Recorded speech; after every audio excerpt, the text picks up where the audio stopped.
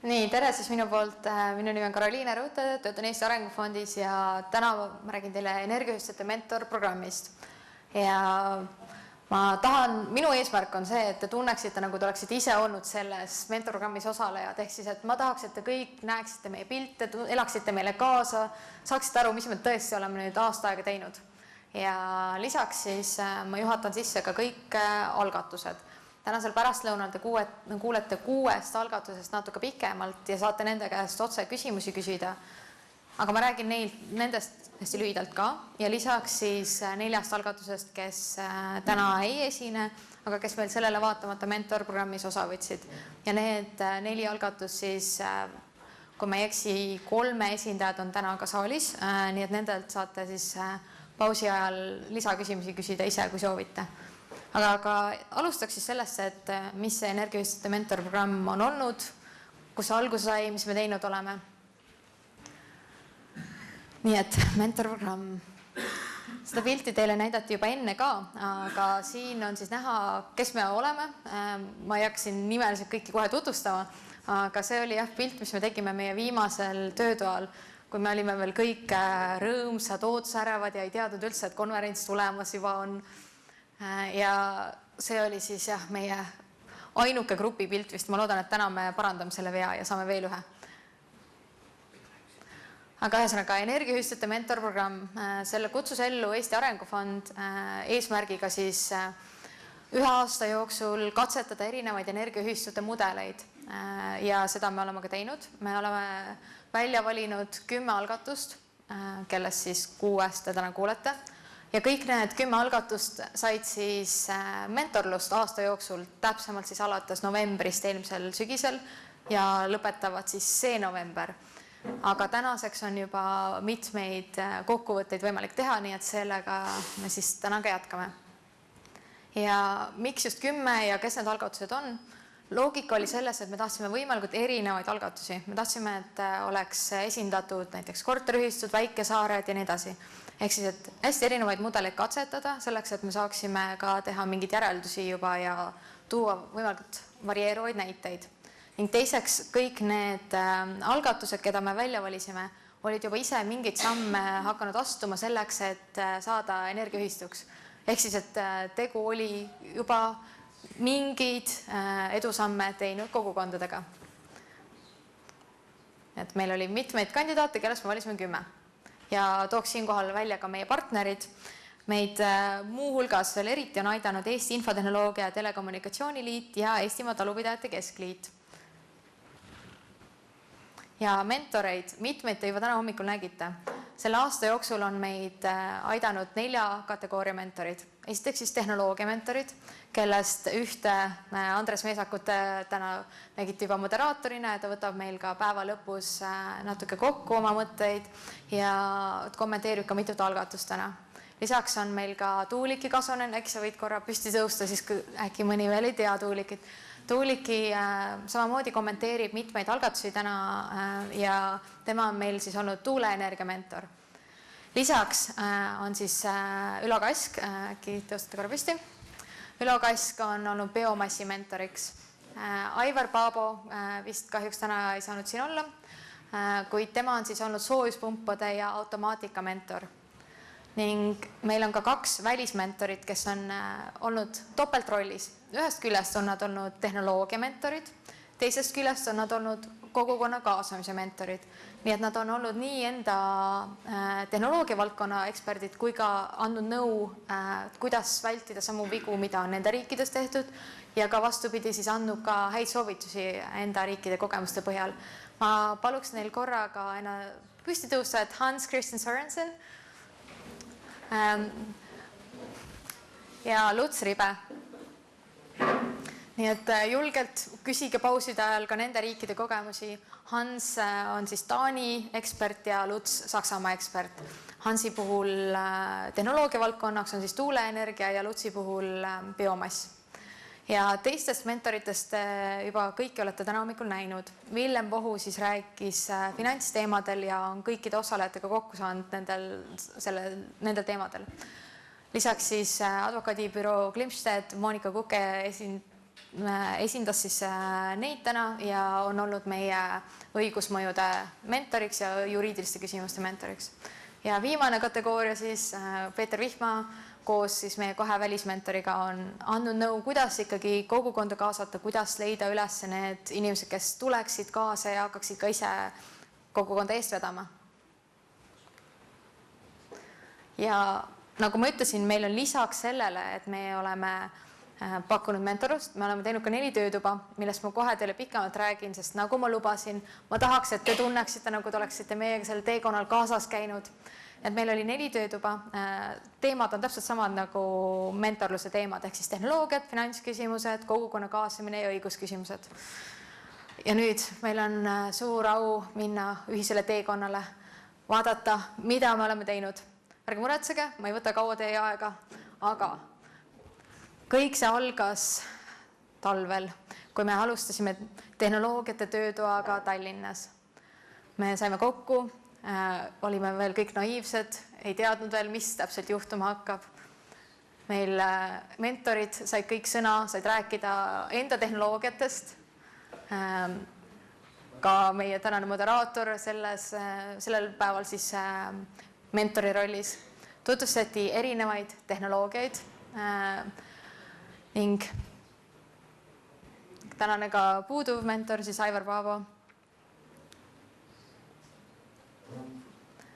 Ning liiguti siis edasi gruppides, kus arutati täpsemalt kõiki tehnoloogiaid. Nagu sai juba öeldud, kõik algatused olid juba mingid mõttetööd enne teinud, aga nendes töötubades ja ka individuaalsete sessioonide kaudu tegelikult liiguti jõudsalt edasi ja nende grupitööde tulemusena samamoodi oli igal algatusel lausa kohustus kõik erinevad tehnoloogiad läbi mõelda ja ütleme ka läbi mängida enda algatuse kontekstis. Nii päike, tuul, soojuspõmbad kui ka biomass. Kõiki tehnoloogiat siis kaaluda. Ja nüüd siis grupitöödest edasi liiguti siis individuaalse mentorluseni. Päeva lõpuks kõik olid palju mõtteid saanud, väga väsinud, aga siiski innustatud. Ja liiguti siis edasi, kui tuli finantsküsimuste töötuba ja see oli siis juba mõni kuu hiljem. Kui esimene töötuba meil oli Tallinnas, siis enne siin oli juttu sellest, et äkki peaks bussiga inimesi siia tooma, siis me tegime vastupidi, läksime Tallinnast välja. Läksime Paldiskisse, Pakri teadustööstusparki. Pildil siis on Paldiski linnapea Tiit Peedu, kes tegi meile siis toreda sissejuhatuse. Ja meid võõrustas siis Pakri teadustööstuspark, kes on ka üks mentorprogrammi osaleja ja siin siis Pakri teadustööstuspargi esindajana Enn Laanso junior. Ja sel korral siis lisaks sellele, et me vaatasime kõiki seda finantspoolt, mida Villem täna hommikul juba tutvustas, me tegelikult tutvusime ka IT-lahendustega. Ja ITL, täpsemalt siis Kristjan Kuhi ITL-ist ning Codeborn, Regio ja Yoga ettevõtted siis tutvustasid ühte platvormi, millest võib-olla ka teil võib kasu olla tulevikus. Platvorm nimega Enlife. Kahjuks antud hetkel, kui seda tutvustati, ei olnud ta veel valmis selleks, et energiaühistutel Eestis seda rakendada, kuid loodetavasti lähiajal. Ning lisaks siis sellele, et meile siin IT-lahendusi tutvustati Paldiskis, jällegi IT-lahendusi, oli meil ka võimalus kuulda Rahandusministeeriumi esindajalt Mari Lahtmetsalt pikemalt sellest, et missugused riigipoolsed toetusmehhanismid on energiaühistute valdkonnas tulemas ning ka erasektori esindajana Henri Laupmaa, kes on ka täna siin publikus kuskil. Nii, ma praegu hetkel ei näe, aga hetk tagasi enne nägin, kelle käest võib küsida energiavaldkonna crowdfunding ehk siis ühisrahastusvõimaluste kohta. Ja meile tutvustati neid siis juba veebruaris. Ning lisaks kuulsime ka pankadelt nende mõtteid, täpsemalt siis SEB pangalt, kuid pigem see tollel hetkel ei olnud väga lootustandev. Ja muidugi meie staar Villem Vohu rääkis meile sellest, kuidas ikka meie saaksime ka sama kaugele kui need koolilapsed, kellest siin enne juttu oli, et ka meie oskaksime finantsmudeleid ja äriplaane koostada. Ja nagu ka teistel töötubadel pärastlõunal me siis jagunesime jälle gruppidesse ja seekord oli siis ülesandeks erinevate tehnoloogiate arvutuste tegemine, ehk siis tasuvuse arvutused ja üldse pikem selline finantsanalüüs. Väga raske oli, aga me saime hakkama. Ja jätkus siis mentorprogramm sellega, et jällegi individuaalne töö ja siis jõudsime kogukonna kaasamise töötoani, mis siis seekord jällegi Tallinnast väljas toimus Kõpus, Suure Kõpu mõisas, Viljandimaal. Väga ilus mõis oli. Ja siiamaani on ilus mõis, täpsustan. Nii, siis seal võõrustas meid Tõnu Kiviloo, kes on ka siis Kõpu algatuse esindajana meil täna koha peal ja lisaks siis mõistagi kuulasime Peetrit, kes meile sel korral rääkis palju pikemalt kui täna sellest, et millised on erinevad võimalused ja millised on need tüüpilised kogukonnad, kes Eestis on, ehk siis, et nagu te juba täna kuulsite, on teatud statistikat tehtud, et võite nende analüüsidega pikemalt tutvuda. Ning meil oli ka rõõm kuulda 2 välisriigi kogemustest, siis Hans Christian Sørenseni ja Lutz Ribe kogemused. Ning ei saanud ometigi olemata jääda ka grupitöö. Seekord jällegi jagunesime gruppidesse, ragistasime ajusid koos ja kõikidel algatustel oli eelnevalt juba antud kodutöö, et välja mõelda enda kogukonna kaasamise plaan, mis kusjuures ei ole üldse lihtne, aga üheskoos kritiseerisime üksteist ja aitasime üksteist edasi. Ja jällegi pärast individuaalse konsultatsiooni jõudsime siis õigusküsimuste töötoani, mis oli siis maikuus ja nagu Monika juba ütles, siis tegime selle Hiiumaal, et keegi põgeneda ei saaks. Hommik algas siis reklaamiga. Nimelt oli tulemas Ruhnus väiketuuliku iseehitamise töötuba ja mitmed meist said seal ka osaleda ning täna te näete ka ühte selle töötoa videot. Nii et ma pikemalt sellest ei räägi, aga alustasime kohe reklaamiga. Liikusime edasi siis väga raskete emotsioonidega, liikusime edasi õigusküsimusteni. Oli pikk päev, aga ma arvan, et kõigil väga õpetlik ja soovitan kõigil neid õigusküsimuste analüüsi siis ka meie kodulehelt pärast lugeda. Aga igal juhul advokaadibüroo Klimstedi 4 esindajat, siis kelleks olid Mirjam Viili, nii Imbi Jürgen, Ulla Helm ja Monika Kuke siis rääkisid meile väga detailselt terve päeva jooksul kõik need asjad, millest teie nüüd saate sellest õigusmõjude analüüsist lugeda. Rääkisid meile väga detailselt need kõik teemad läbi. Ja nagu näete, kõik on ka väga süvenenud, nii et ilmselgelt oli väga asjalik töötuba. Nii. Ja nüüd liikudes edasi või pigem tagasi, sest täna me alustasime päeva just nendest teoreetilistest küsimustest, et mis see sotsiaalmajanduslik mõju on, mis on õigusmõjud ja meie mentorprogrammi tulemuseks ongi olnud see, et on läbi viidud mitu analüüsi, mida me teile juba tutvustati, nii me hakka neid eraldi välja tooma ning lisaks kindlasti minge vaadake meie kodulehte energiaühistud.ee. Samuti me oleme tegelenud sellega, et luua koostöövõrgustik, keda sai ka hommikul siin välja toodud ning kui keegi tunneb, et teie organisatsioon peaks ka millegi pärast veel selles koostöövõrgustikus olema, aga veel ei ole, siis andke kindlasti teada. Ning tegelesime ka teavitustegevustega. Aga liikudes edasi, kes on need 10 algatust? Osad teist on võib-olla juba nende kohta veidi lugenud.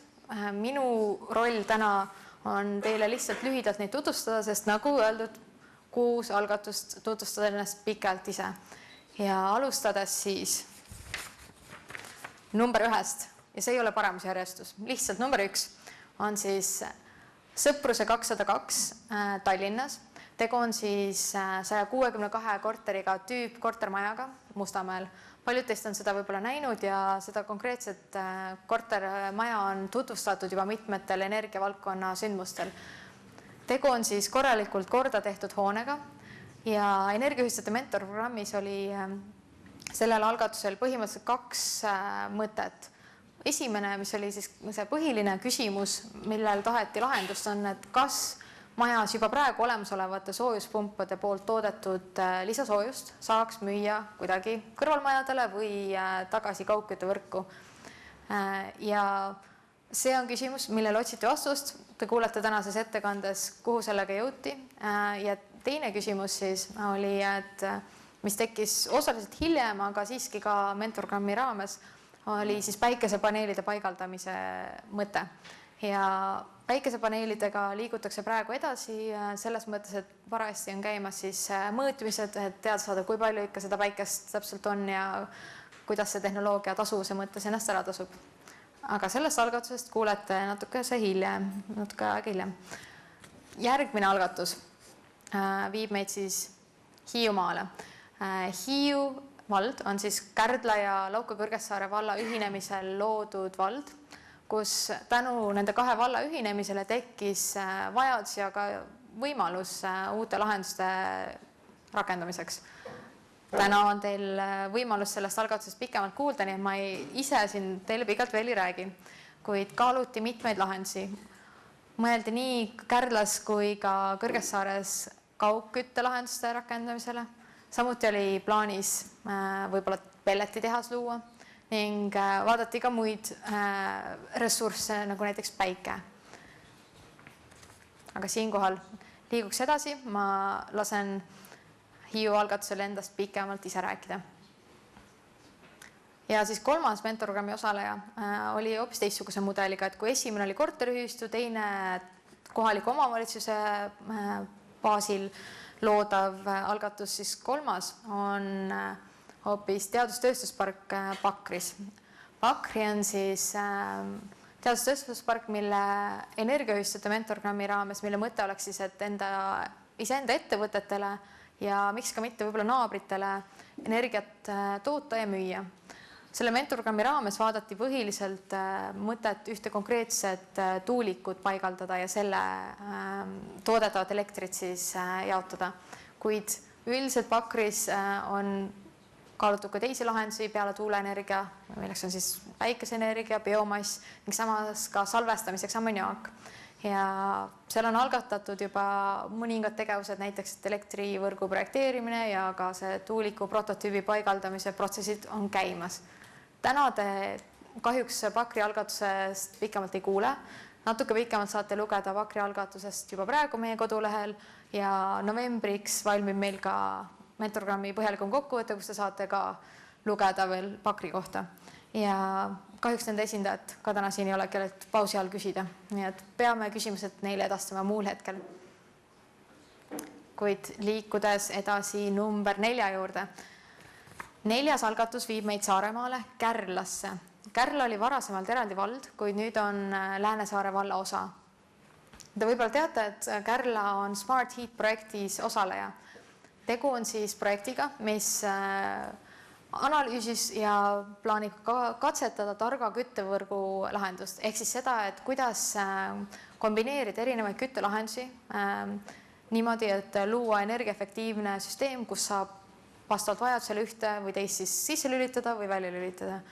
Ja lisaks siis oli ka mõte vaadata päiksepaneele võib-olla ka biomassi. Ja Kärla algatuse esindaja Toomas on kuskil saalis. Ma olen päris kindel, et ma nägin Toomast enne. Väga hea, tagareas ja kohe istus kiiresti tagasi. Aga ühesõnaga Kärla algatuse kohta siis nii palju, et antud hetkel on protsess pooleli jäänud, vähemalt minu informatsiooni järgi. Toomas võid kommenteerida pärast, kui tahad. Ja oodatakse siis head võimalust näiteks riigi toetuse näol või mõne inspiratsiooni andva kohtumise või idee näol, nii et olete kõik teretulnud inspireerima. Ja järgmine algatus siis on, ütleks lausa peaaegu et Kesk-Eestis, aga on tegu väikejalajälg ökokogukonnaga. Ma loodan, et te olete neist varem kuulnud, kui mitte, siis viimane aeg on väikejalajälg on ökokogukond Mõisamaa mõisas. Nende liikmete arv võib-olla on juba vahepeal muutunud, aga on orienteeruvalt, koos lastega on orienteeruvalt 15-16 ja plaanis on siis tulevikus laieneda kuni umbes 50 liikmeni, kelleks on siis nii eraisikuid kui ettevõtjaid. Aga nende puhul on väljakutseid ka päris mitu. Lisaks sellele, et elatakse ühiselt koos suurel mõisamaal, mis mõnele meist võib-olla tundub keerulisena, kuidas sa lähed Tallinnast minema, on ka tehnoloogia mõttes väike väljakutse see, et neil oli vist 38 ahju, mis praegu osad on uuemad, osad vanemad, aga igal juhul on vaja need kõik põhjalikult üle vaadata. Mida planeeriti on siis see, et vaadati näiteks päikesepaneelide kasutamise võimalust ja täna te kuulete väikesest jalajäljest natuke pikemalt, nii et ma siin ei peatu nendel, kuid ma arvan, et neil tasub silm peal hoida, sest nad juba praegu on õppekeskus teatud valdkondades ja tulevikus on siis tõenäoliselt ka energiavaldkonna õppekeskuseks, kus siis saab korraldada erinevaid töötovasid ja kus nad ise jagavad enda kogemusi. Ja liigume edasi. 6. algatus sellel kaardil, mis mul on, seal isegi ei olnud see Ruhnut märgitud, nii et ma pidin keset merd panema siin Ruhnu slaidi. Aga Ruhnus siis, nagu öeldud, te saate varsti näha meie töötoa videot, aga praegusel hetkel on seal siis subsideeritud diiselgeneraatorite toodang. Lisaks on seal ka tuulikud, aga need antud hetkel ei ole töös. Ruhnu on planeerinud mitmeid erinevaid energiavõimalusi, kuid täpsemalt nende praegustest plaanidest kuulete siis juba tänasel pärastlõunal.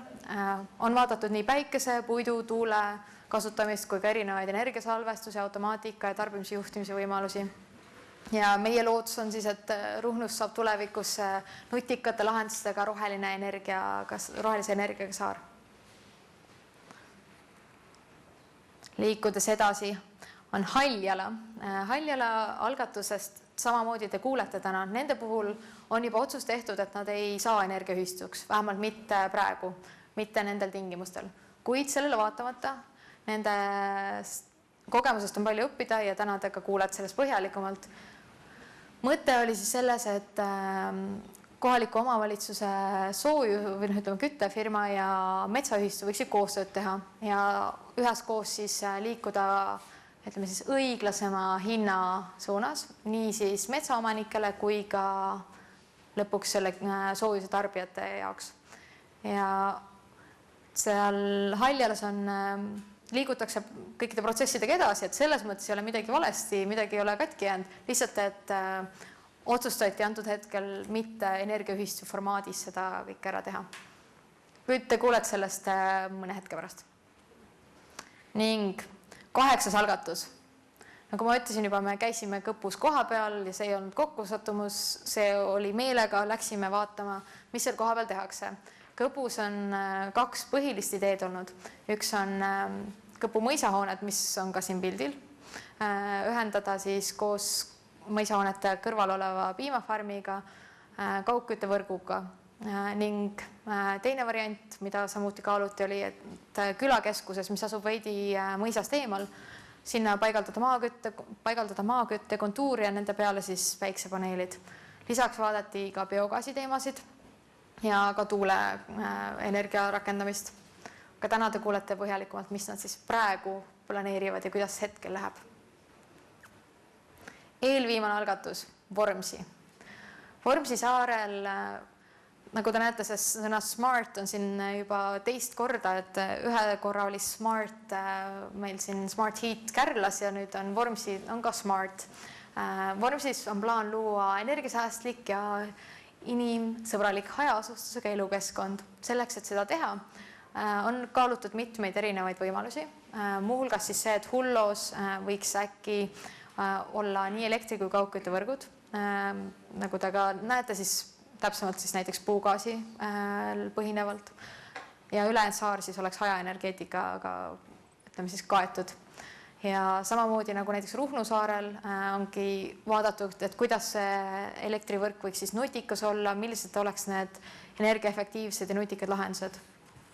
Kahjuks täna me Vormsi kohta ei kuule ja Vormsi esindajad täna siin vist ka ei ole, kui ma ei eksi. Nii et nende kohta peate lugema meie raportitest. Ja lähmegi edasi siis viimane algatus. Nii, viimane algatus on Setomaa. Setomaa, me käisime ise Võrus seminari tegemisega, kahjuks päris Setomaale me ise veel ei jõudnud oma teavitustööga, aga Setomaa puhul siis MTÜ Piiriäärne energiaarendus on eest vedanud sealset energiaühistu projekti ja nende eesmärk on siis see, et 4 Setomaa vallas tagada energiajulgeolek või vähemalt liikuda selle poole läbi selle, et paigaldada avalikele hoonetele PV-paneele ja võib-olla ka siis mingil hetkel muid taastuvenergia lahendusi rakendada. Kuid praegusel hetkel siis keskendutakse päikeseenergiale. Kahjuks Setomaa täna ei esine, aga ma juba nägin enne Urmot kuskil. Ja seal Urmo, äkki sa tõuseb püsti kohe, kõik teavad, kellelt pärast küsida. Ja. Nii, et pärast vaadake, et te siis pausi ajal küsite, mis on Setomaal toimumas. Nii, ja minu poolt see on sissejuhatuseks kõik. Ma loodan, et te saite enam aru, mis me teinud oleme. Tundsite hinges, et juba tõesti oleksite peaaegu nagu seal olnud koos meiega. Et me oleme suure töö ära teinud, aga kõikidel algatustel ma küll rääkisin sellest, mis nende plaanid on olnud. Nüüd te kuulete rohkem sellest, mis tegelikult on tehtud ja mis edasi tehakse. Aga ilmselgelt kõigil on veel palju tööd teha, nii et õnneks meil on ka novembrini veidi aega, enne kui meie mentorgramm läbi saab. Aga igal juhul täna on meil selline suur punkti panemise hetk, kus on suur töö ära tehtud ja ma tänan kõiki, kes sellest osa võtsid ja jagame siis pärast sööme kõik koos torti ja tähistame. Igal juhul, palun. Aitäh, Karoliine. Aplaus.